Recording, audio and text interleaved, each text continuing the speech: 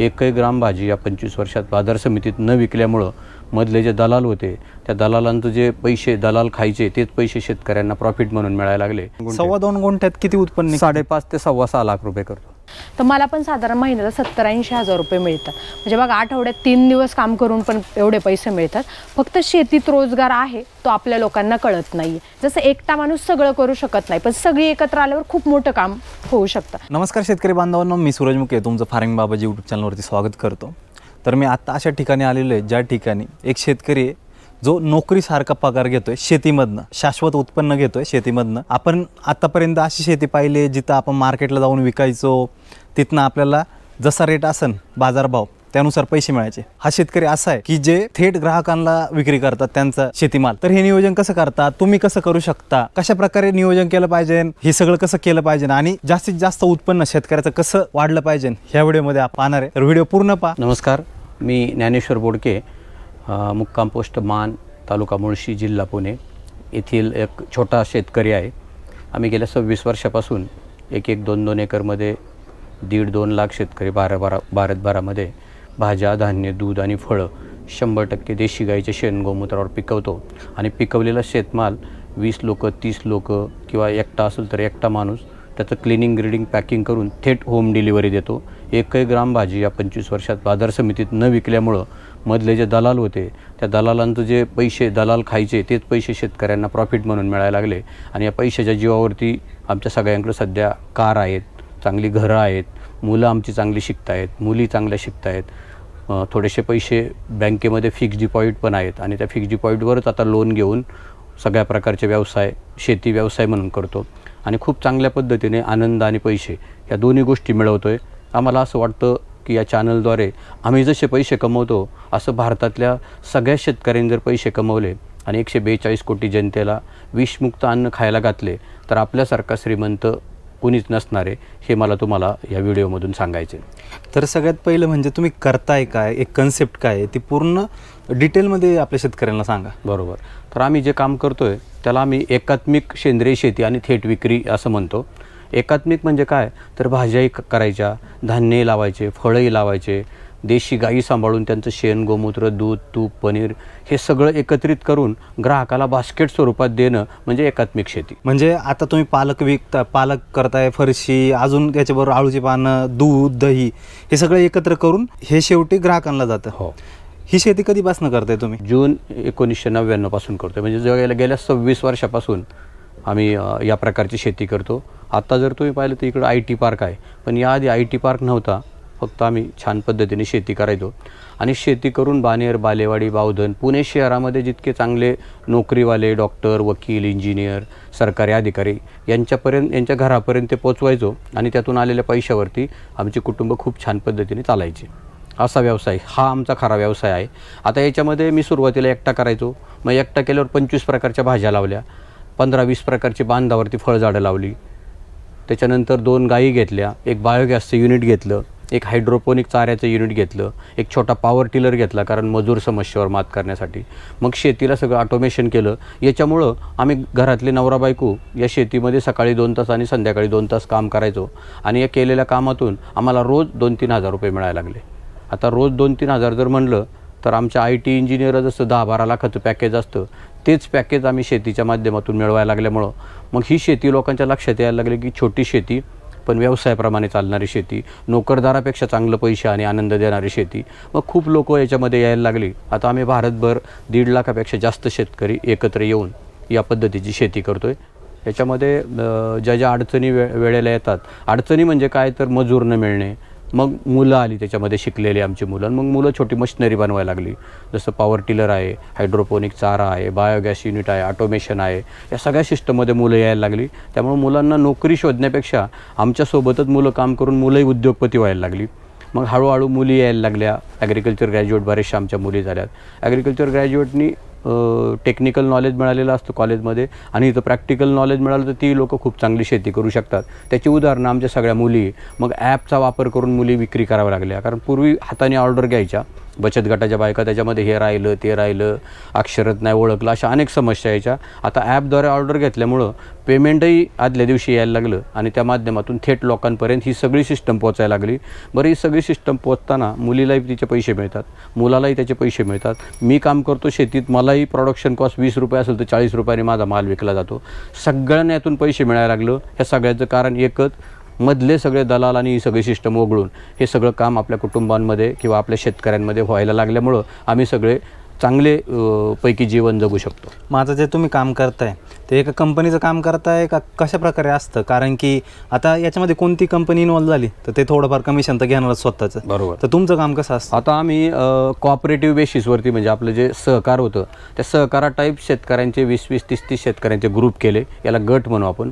आणि त्या शेतकरी गटामार्फत सगळेजण वेगवेगळ्या पद्धतीचा भाजीपाला, धान्य, दूध, फळं पिकवतो आणि आठवड्यातलं 2 दिवस हा सगळा शेतमाल ग्राहकांच्या ऑर्डरप्रमाणे कुठल्या तरी एका पॅक हाऊसला जमा करतो आणि तिथं त्याचं क्लिनिंग, ग्रेडिंग, पॅकिंग ही सगळी कामं महिला बचत गटाच्या महिलांकडनं करून घेतो. आणि शेतमाल विक्री पण करायचं काम महिला बचत गटांच्या महिला करायला लागल्या आणि त्याच्यातून पैसे कमावतो. एक साधं गणित आहे. म्हणजे तुम्ही 4-5 प्रकारच्या भाज्या लावणं, दुसऱ्याने 4-5 प्रकार, कुणी धान्य लावणं, कुणी फळांच्या लागवडी करणं, कुणी दूध, कुणी गोमूत्र, गवऱ्या, असं सगळ्या प्रकारचं तयार करतो. जवळजवळ 150 प्रकारचे आयटम आम्ही विकतो. मग दूध ज्यांचं विकलं जात नाही त्यांचं तूप बनवतो, पनीर बनवतो, आम्रखंड बनवतो, श्रीखंड बनवतो, अशा अनेक प्रकारे याच्यामध्ये काम करतो. जशी ग्राहकांची गरज निर्माण होईल त्या पद्धतीने आम्ही बदलतो. शेतकऱ्याला जो शेतकरी तुमच्यामधला जो धान्य पुरवतोय किंवा भाजीपाला पुरवतोय त्याला पैसे कसे मिळतात, कशा हिशोबाने पैसे मिळतात? बरोबर. आता तुम्ही माझ्या ग्रुपमधला, अभिनव ग्रुपमधला किंवा कुठल्याही ग्रुपमधला एक शेतकरी आहात. तुमचा शेतमाल जमा होताना तुम्हाला ठरवून दिलेलं असतं 3 महिन्यासाठी तुम्ही ही जी भाजी पुरवणार ही साधारण 200 किलो तुम्ही पुरवायची. मग 200 किलो भाजी तुमची आहे फक्त आमच्याच ग्रुपमध्ये, इथल्याच गटामध्ये. तर 200 किलोच भाजी तुमच्याकडनं घेतली जाणार. तिचे रेट पण ठरवतो. तुमची प्रोडक्शन कॉस्ट जर 20 रुपये असेल तर 40 रुपयांनी तुम्हाला भाव देतो आणि तो 40 रुपयाचा शेतमाल परत 60 रुपयांनी, 80 रुपयांनी विकायची सिस्टम पण आमच्याकडे आहे. म्हणजे शेतकऱ्याला 20 रुपयाच्या खर्चावर 40 रुपये मिळाले, त्याचा विषय तिथं संपून गेला, 100% मार्जिन. त्याच्यानंतर पुढचं काम बचत गटांना दिलेलं आहे, त्यामुळे 40चा 60नी विकलं ते 20 रुपये बचत गटांना मिळालं. आणि बचत गट म्हणजे कोणतं? आमच्या सगळ्या शेतकऱ्यांच्या बायका म्हणजे महिला बचत गट. विक्री आणि त्याचं काम ते, म्हणजे पैसे सगळे त्यांच्याकडे यायला लागले. पैसेही व्यवस्थित साठवून बँकेत राहायला लागले महिला बचत गट असल्यामुळं. पुरुषाकडे पैसे आले की थोडीशी व्यसन आणि याच्याकडे वळत होता. आता महिलांकडे पैसे आल्यामुळं ते पैसेही जपून राहावं लागलं. वेळेकाळेला काही गरज लागली त्या बँकेतून काढतात आणि त्या सिस्टममध्ये मदत होते. असं हे सगळं मॉडेल आहे त्याच्यामध्ये. तुमच्याबरोबर जे शेतकरी जोडलेले आहेत त्यांचे किती जमिनीवरती करतात आणि तुम्ही आता जे पॉली हाऊस करताय, मग सगळ्यांना पॉली हाऊसमध्येच करणं भाग आहे का कसा प्रकारे करता? आता हा सगळ्यात महत्त्वाचा प्रश्न आहे. आम्ही सगळे फॅमिली डॉक्टर जसे असतात तसे आम्ही फॅमिली फार्मर आहोत. भारतामध्ये अभिनव ग्रुपच फॅमिली फार्मरचा रोल करतो. म्हणजे तुम्हाला मी कुटुंबाला, कुठल्याही कुटुंबांना, पुण्यातल्या 18,000 कुटुंबांना म्हणा किंवा मुंबईच्या, ह्या सगळ्या कुटुंबांना आम्ही 365 दिवस 2 वेळचं सुंदर असं जेवण आणि तुमच्या आरोग्यासाठीचं काम करतो आहे. ही जबाबदारी आमची आहे. मग अशा वेळेस जर गारपीट झाली तर ग्राहकांना मी काय देणार? म्हणून 10 गुंठ्याच्या शेडनेटमध्ये गारपीट होऊ द्या, 2-3 महिने पाऊस असू द्या, 48 डिग्रीपर्यंत टेम्परेचर जाऊ द्या, काही होत नाही, सगळं कंट्रोल करायचं काम आम्ही याच्यामध्ये करतो आणि 365 दिवस ग्राहकांना हे खायला देतो. अशी म्हणजे प्रत्येकाकडे 10 गुंठे म्हणजे 1/4 एकर, 25% शेतजमीन ही कंट्रोल फार्मिंगमध्ये आणि 75% ती कंट्रोलच्या बाहेर. म्हणजे त्याच्यामध्ये आलं नाही आलं तरी चालेल, कारण ह्याच्यामधनं 1,000 रुपये रोजचे मिळतात कमीत कमी. 5,000 मिळवणारे पण 1,000 तर नक्की मिळतात. गाईचं दूध जरी त्यांनी 15-20 लिटर विकलं तरी 1,000-1,500 ते मिळतात. बांधावरची फळझाडं आहेत त्यातून पैसे मिळतात. गोमूत्र आहे, गवऱ्या आहेत, स्टिविया आहे, औषधी वनस्पती आहे, आळूसारखी पानं आहेत. या सगळ्या मिळून जर पाहिलं तर 1-2-3 हजार रुपये शेतकऱ्याच्या घरात दररोज येतात. आता ग्रुपबद्दल तर पूर्ण माहिती मिळाली. हो. तर तुम्ही आता किती एकरवरती सेंद्रिय शेती करता आणि पॉली हाऊसमध्ये किती करता हे पूर्ण एकदा सांगा. मी स्वतःचं जर पाहिलं तर 10 गुंठ्यावरती पॉली हाऊसमधली शेती करतो, ती पण सेंद्रिय. आणि 30 गुंठे उघड्यावरची शेती करतो, ती पण सेंद्रिय. आणि मग बाकी बांधावर फळझाडं असतात, सगळ्यांकडे गोमूत्र असतो, गवऱ्या असतात, स्टिवियासारखी वनस्पती, बऱ्याचशा औषधी वनस्पती पण लोकांना देतो. कारण चांगलं अन्न देतोय आम्ही, मग चांगलं औषध पण आम्हीच का नाही द्यावं? कशाला बाहेरनं केमिकलचं आणायचं? त्याच्यासाठी अनेक डॉक्टरांच्या मदतीने, आहार तज्ज्ञांच्या मदतीने आम्ही काम करतोय. आता तुम्ही कोणते पिकं लावलेले आहेत यामध्ये? आता मी माझ्या ह्या पॉली हाऊसमध्ये 24 प्रकारच्या भाज्या आहेत. त्याच्यामध्ये पालक आहे, कोथिंबीर आहे, मेथी आहे, लाल माठ आहे, चवळे आहे, कांदापात आहे, पुदिना आहे, स्टिविया आहे, आळूची पानं आहेत, त्याच्याच बरोबर टोमॅटो आहेत, कारली आहेत, काकडी आहेत, अशी सगळ्या प्रकारची, कारण हे 1 एकरचं शेत म्हणजे रोज 5 कुटुंबांना खायला घालणारं शेत. माझ्याकडे एक माणूस आला आणि मी फक्त कोथिंबीर केली तर तो फिरतो दिवसभर 2 तास आणि 10 रुपयाची जुडी घेऊन जातो. मला परवडत नाही. आत्ता तो आला आणि 25 प्रकारच्या भाज्यामधली पाव किलो जरी मागितली तरी एकाचं बिल 500-600 रुपये होतं. अशी दिवसभरात 5 लोक आली तर 3000चा माझा बिझनेस. परत जाताना मी त्यांना अजून 500वरून 1000पर्यंत नेतो. शेण देतो, गोमूत्र देतो, गवऱ्या देतो, तूप देतो, पनीर देतो, आम्रखंड देतो, तूर देतो, मूग देतो, मटकी देतो. आता धान्य आम्ही पिकवत नाही, 1 एकरवाला धान्याला जागाच नाही, पण खूप लोक धान्य पिकवतात ऑर्गॅनिक पद्धतीने. त्यांच्याकडनं होलसेल रेटने विकत घेतो आणि रिटेलमध्ये विकतो. होलसेल रेट म्हणा किंवा 10 रुपये वाढूनच देतो आम्ही शेतकऱ्यांना. आता हे ऐकायला खूप चांगलं वाटतं का इतक्या रुपयाला तुम्ही विकता, पण जो आता तळागाळातला शेतकरी आहे, जो करतोय सेंद्रिय नाही करत पण रासायनिक करतोय, पारंपरिक शेती करतोय, त्याला हे ऐकायला खूप वाटतं. पण काय झालं आहे आता, शेतकऱ्यांना इतक्या वेळा फसवलेलं आहे इतक्या गोष्टीमध्ये. तर तो शेतकरी कशा प्रकारे स्वतःहून करू शकतो, किंवा तुम्हाला जोडून करू शकतो, किंवा अजून काही स्वतःचा ग्रुप बनवून कसा करू शकतो? हा सगळ्यात महत्त्वाचा प्रश्न आहे. माझी सगळ्या शेतकऱ्यांना तुमच्या चॅनलच्या माध्यमातून विनंती राहणार आहे, ज्याच्याकडे 10 एकर 12 एकर जमीन जरी असली तरी त्यांनी 1 एकर जमीन 25 प्रकारचा भाजीपाला, 15-20 प्रकारची फळझाडं, 1-2 गायींपासून शेण, गोमूत्र, दूध, पनीर, आम्रखंड हे सगळं तयार करावं आणि विकावं. कशाची त्याला गरज नाही, कुठल्या ग्रुपचीही गरज नाही, शासनाचीही कुठली गरज नाही. आणि त्यांनी त्याचा माल जवळच्या शहरामध्ये किंवा आपल्या गावामध्ये 20 ग्राहक शोधावे आणि 1 एकरमधला माल 20 ग्राहकांना, म्हणजे मंगळवारी 10 ग्राहक आणि रविवारी 10 ग्राहक, असे 20 ग्राहक जर दिले तर ग्राहक आता 1000 रुपयाचं मटेरियल तरी घेतो कुटुंबासाठी आठवड्याचं एकदाच. म्हणजे 20,000चा बिझनेस 20,000 गुणिले 5 आठवडे जर केलं, ₹1,00,000 तो सहज मिळू शकतो.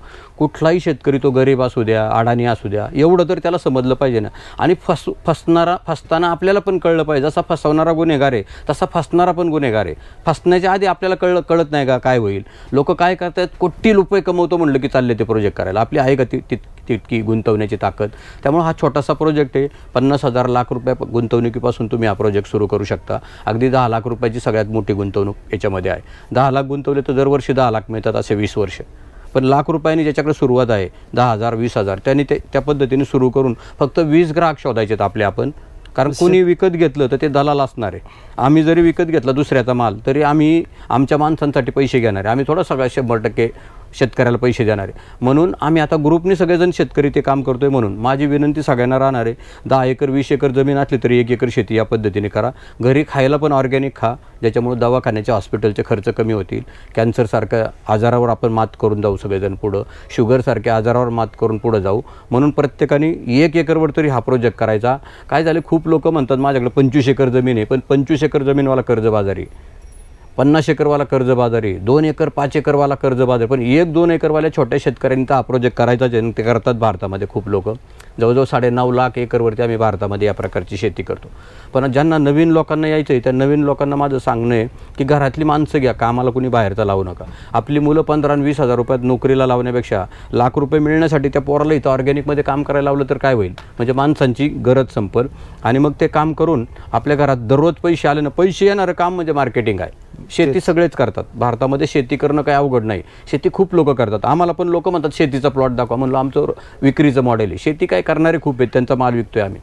त्याच्यामुळं या पद्धतीने आपल्या सगळ्यांना शेती करावी लागेल. आता याच्यात सगळ्यात मोठी समस्या पाण्याचे प्रश्न बिकट आहे. म्हणून ठिबक सिंचनाचा वापर, मजुराचा प्रश्न भयानक आहे. मिळतच नाही, मिळाले तरी खूप पैसे घेतात आणि काम पण तेवढ्या पद्धतीने होत नाही. त्याच्याऐवजी मशिनरीचा वापर आणि विक्रीसाठी ॲपचा वापर, ह्या सगळ्या गोष्टी करायच्या. मग 1 वर्षभरामध्ये जर चांगले पैसे कमवले तर ₹1,00,000 भरून एखादी 4 व्हीलर घेता येईल, 4 चाकी गाडी. त्या गाडीमध्ये आठवड्यात एकदा कुटुंबाला घेऊन फिरायला पण जाता येईल आणि आठवड्यात 2दा भाजी विकायला पण जाता येईल. शहरामध्ये भाजी चांगल्या पद्धतीने बास्केट बनवून जर दिलं तर लोक दुसरीकडे कुठेही दुकानात जात नाही, कायम शेतकऱ्याची वाट बघत बसतात. आणि जसं फॅमिली डॉक्टर असतो तसा फॅमिली फार्मर व्हायचं.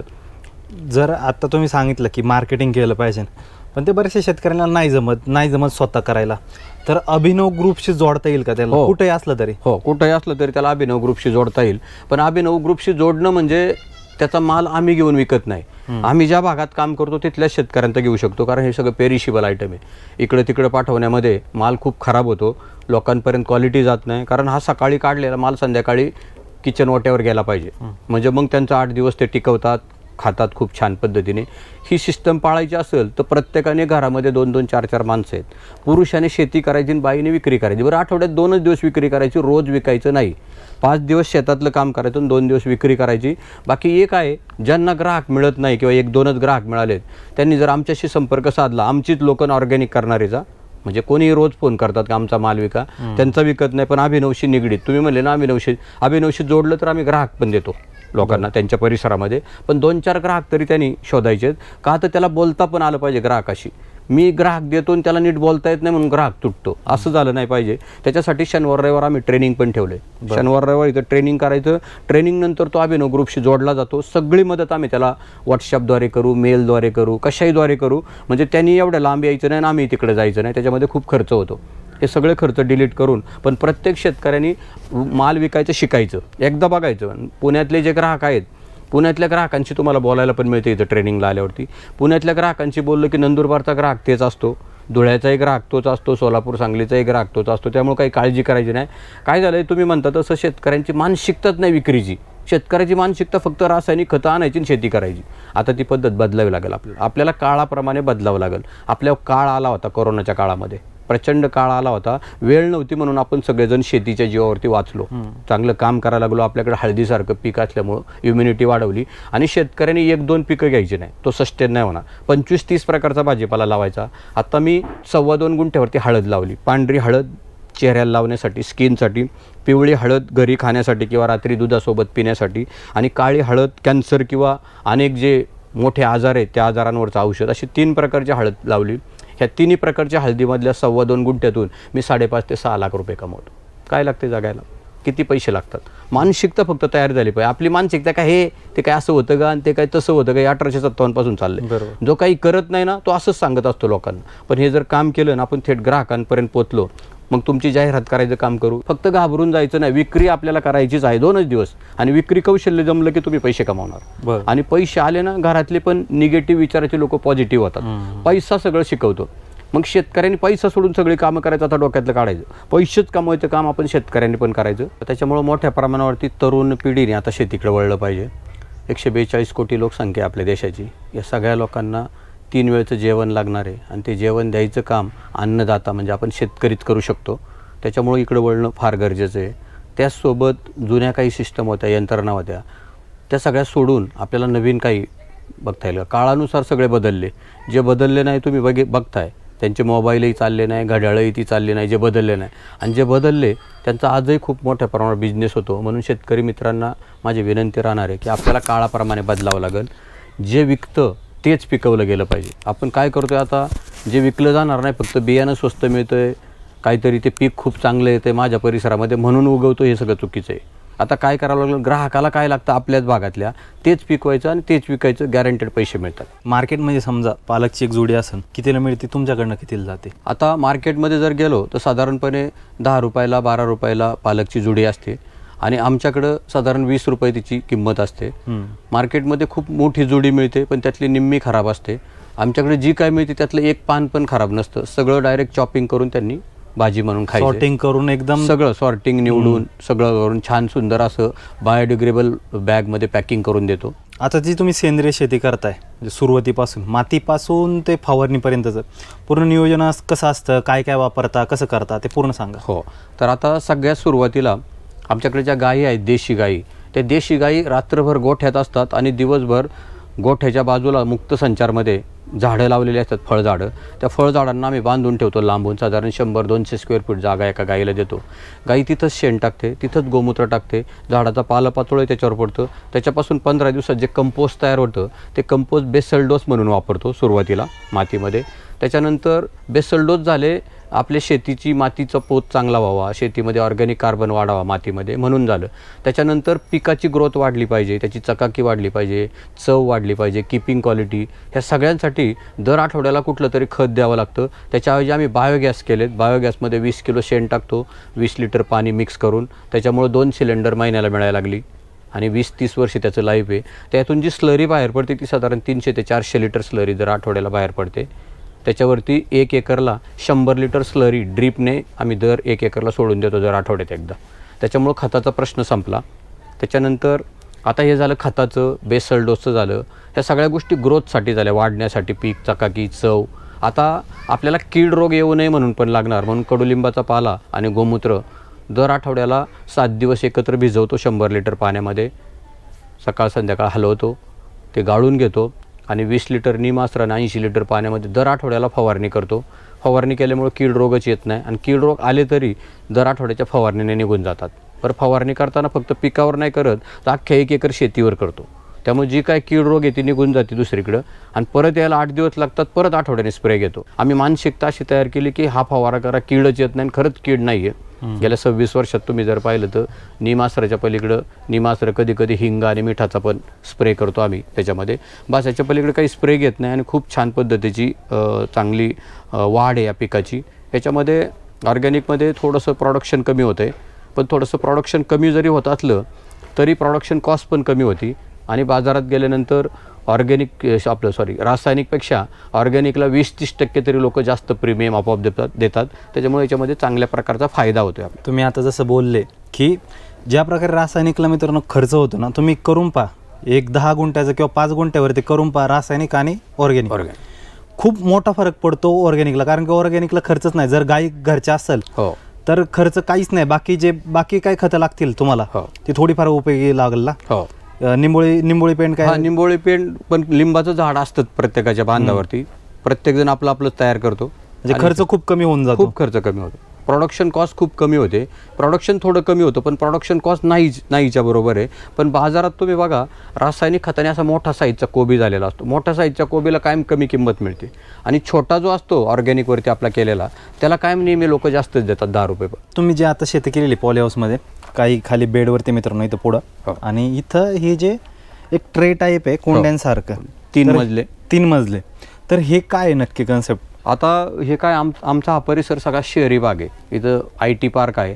याच्यामुळं ना इथं जमिनीच्या किमती खूप वाढतात. तर जमीन वाढणार नाही पण खाणारे रोज वाढतात. इथं 5 लाख 2 लाख 5 लाख रुपये पगाराची माणसं आहेत. मग खाणारे वाढत आहेत पण शेती वाढणार नाही. म्हणून आता इंजिनियर मुलगा शेतीत आला आणि त्याने 3 मजले करायला सुरुवात केली. मी इथं मध्ये पालेभाजी घ्यायचो, तो 50 जुड्या निघायच्या. तो 3 मजल्याची शेती करतो, तो 220 जुड्या काढतो त्याच जागेत, त्याच पाण्यात, त्याच शेडमध्ये. म्हणजे ही टेक्निकल शिकलेली मुलं तुम्ही सगळेजण खूप चांगल्या पद्धतीने, तुम्हाला जर आम्ही मार्गदर्शन केलं आणि थोडीशी मदत केली, सगळ्यांनी पॉझिटिव्ह थिंकिंग ठेवलं तर पुढची पिढी आणि शिकलेली मुलं खूप सुंदर काम करतात, खूप चांगलं काम करतात. फक्त त्यांना आवड आपण निर्माण करणं आणि थोडीशी मदत करणं हे सगळं आपलं काम त्याच्यामध्ये आहे. बरोबर. आणि मित्रांनो हे पहा, इकडं हा पुदिना पण लावलेला आहे. पुदिना आहे, ही फरशी आहे आणि इकडं हे पालक आहे. आंबट चुका आहे. इथं पुदिना आहे आता इथं लावलेला. हे इतकं फिरून का दाखवतोय मी, का तुम्हाला पूर्ण ग्राउंडवरती दिसलं पाहिजे का बाबा कसं प्रकारे यांनी नियोजन केलंय, ना की फक्त माहिती सांगतोय. हे पहा, आता ही टोमॅटो कधी लावला तुम्ही? हा टोमॅटो 10 महिने झाले याला. 10 महिने सगळे टोमॅटो काढलेत. 10 महिन्यापासून उत्पन्न घेतात ते. बरं, एक जेव्हा आपण लावतो, आता पालक तर लगेच निघून जात असेल. पालक पण, ही जी पालक आहे ही पण आम्ही 12 खोडण्या करतो याच्या. ही पालक अशी खोडून विक्री करतो. त्याच्यामुळं 4 महिने चालते पालक पण. लगेच 4 महिने एकदा लावली का? 4 महिने चालते. त्यानंतर पण कसं एकदा खोडल्यावरती परत यायला टाइम जात असेल ना त्याला? आठवड्याने का खोडणी असते. आठवड्यात लागवड कशी करतो मग दुसरी याची? कारण की कंटिन्यू चाललं पाहिजे. कंटिन्यू चालतं. ह्यातली एक जोडी काढली, पुढच्या आठवड्यात परत जोडी निघते. बरं, अशी काढत राहायचं. आठवडाभर मध्ये नाही तोडायचं मग. आणि मंगळवारी समजा या 10 कुंड्या, रविवारी पुढच्या 10 कुंड्या, अशी सगळी सिस्टम. आता बांधावरची जी झाडं आहे ना ती पण बघा, केळीचं, त्याला केळीचा गड.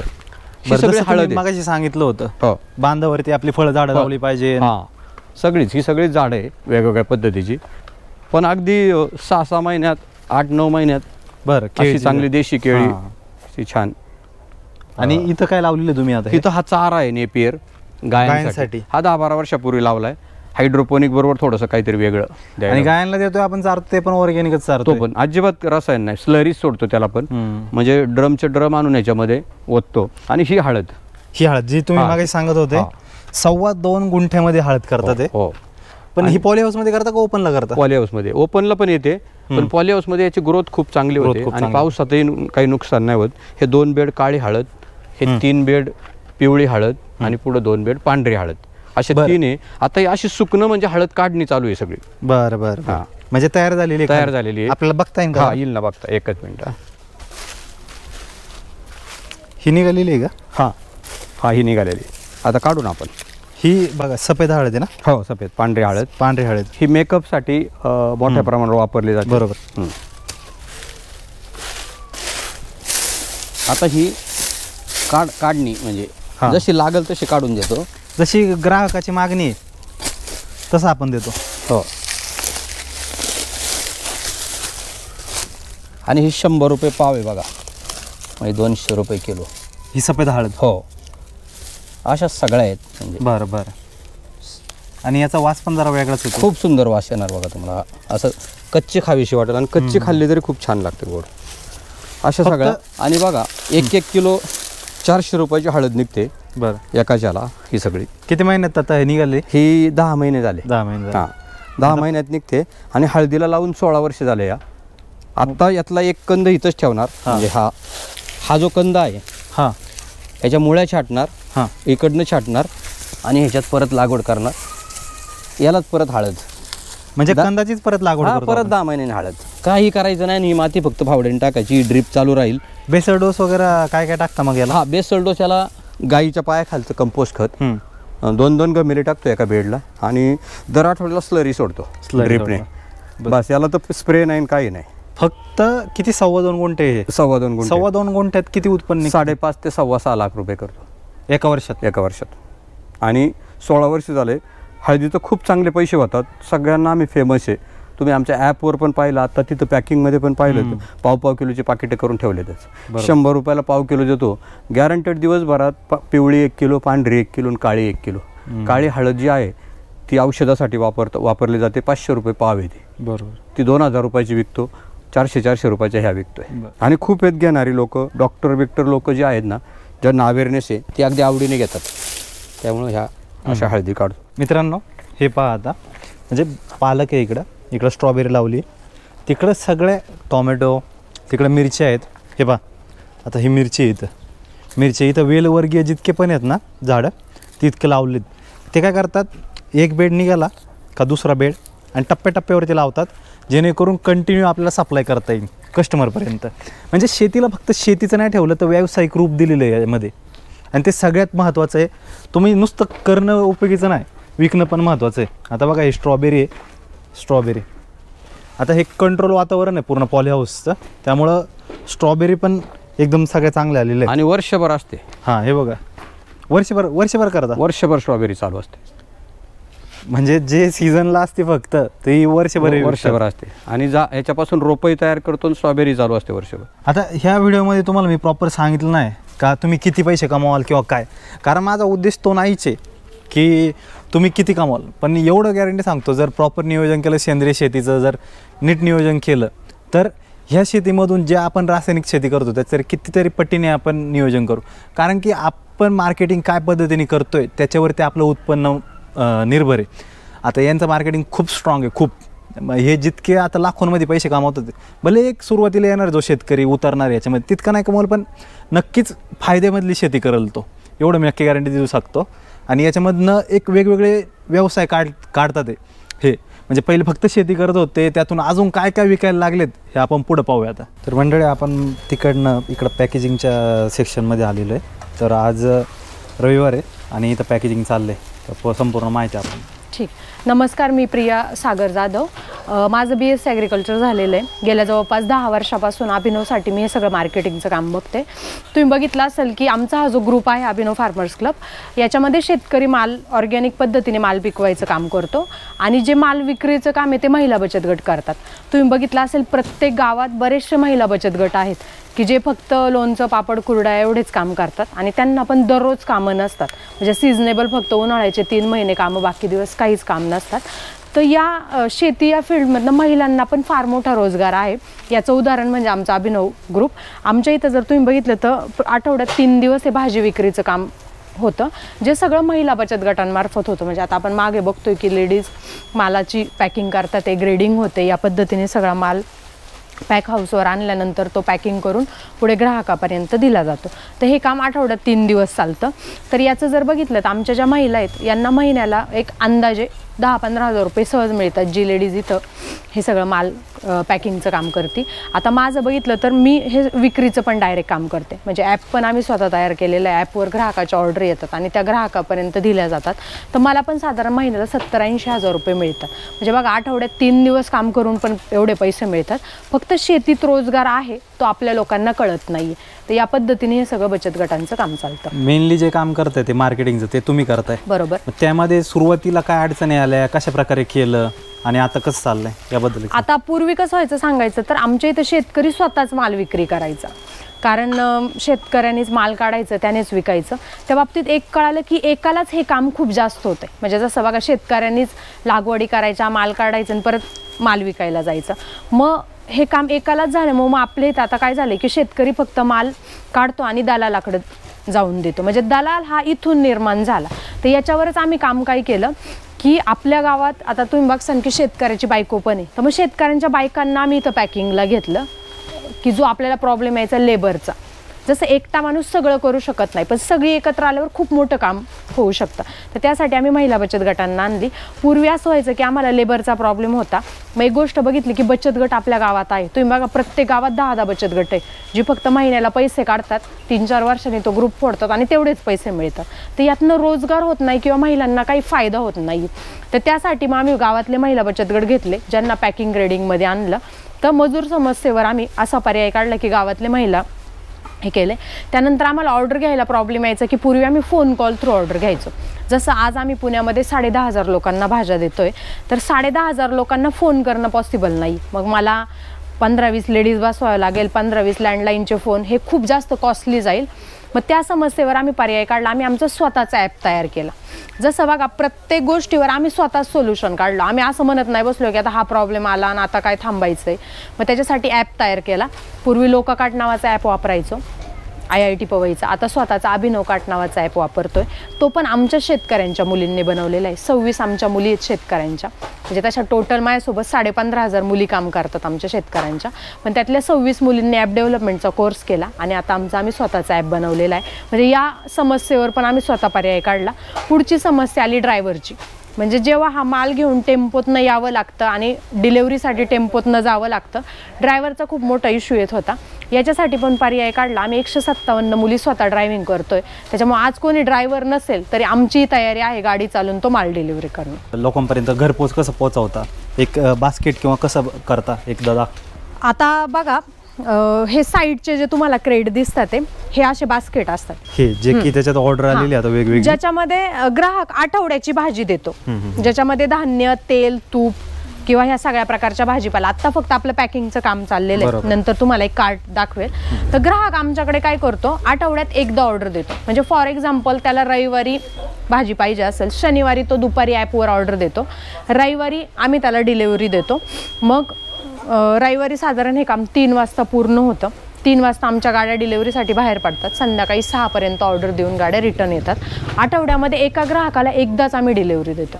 कारण ऑर्गॅनिक भाजीपाला आहे त्याच्यामुळे आठवडाभर टिकतो. त्यामुळे मग वीकली कार्ट ग्राहकाचं केलं जातं.